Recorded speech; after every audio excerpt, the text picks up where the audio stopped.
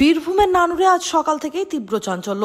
দ্বিতীয় বিশ্বযুদ্ধের সময়ের মিসাইলটি অবশেষে আজ ব্লাস্ট করে নষ্ট করল সেনাবাহিনী। গত 12ই সেপ্টেম্বর অজয় নদ থেকে উদ্ধার হয়েছিল সেই মিসাইল। তখন থেকেই পুরো এলাকা ছিল আতঙ্কে মোড়া। ঘিদহ সংলগ্ন অজয় নদে মাছ ধরতে গিয়ে এক জেলের জালে উঠে এসেছিল ভয়ঙ্কর এই বস্তুটি। প্রথমে কেউ বুঝতে পারেনি, কিন্তু মাটি খুঁড়ে যখন বেরিয়ে আসে বিশাল লোহার দেহ, তখনই এলাকায় ছড়িয়ে পড়ে উত্তেজনা। দ্রুত ঘটনাস্থলে পৌঁছায় বোলপুর থানার পুলিশ, ঘিরে ফেলা হয় গোটা জায়গা। এরপর বিষয়টি জানানো হয় সেনাবাহিনীকে। দীর্ঘ তদন্ত ও পরীক্ষার পর আজ সকালে সেনা বিশেষজ্ঞ দল এসে নিয়ন্ত্রিত বিস্ফোরণের মাধ্যমে মিসাইলটি ধ্বংস করে দেয়।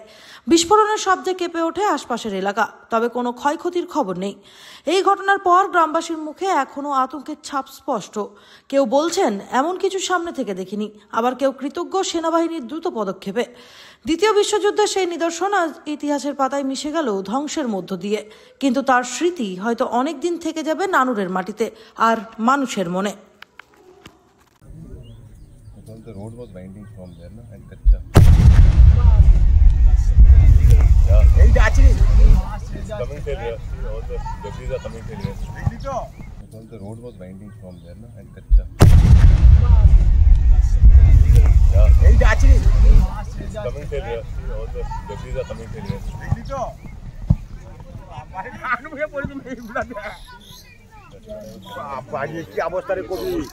বোমাটা উদ্ধার হয়েছিল বেশ কয়েক মাস আগে।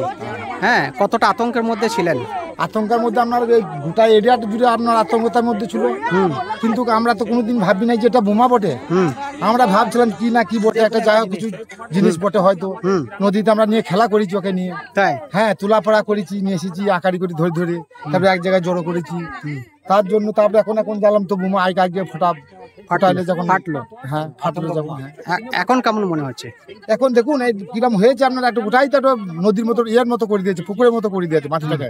তাহলে এটা এইটার আতঙ্কে আমরা মরছিলাম। প্রশাসনের উদ্দেশ্যে কি বলবেন? প্রশাসনের উদ্যোগে আমরা কি বলবো, আপনার কি জানা আছে আমাদের প্রশাসনকে?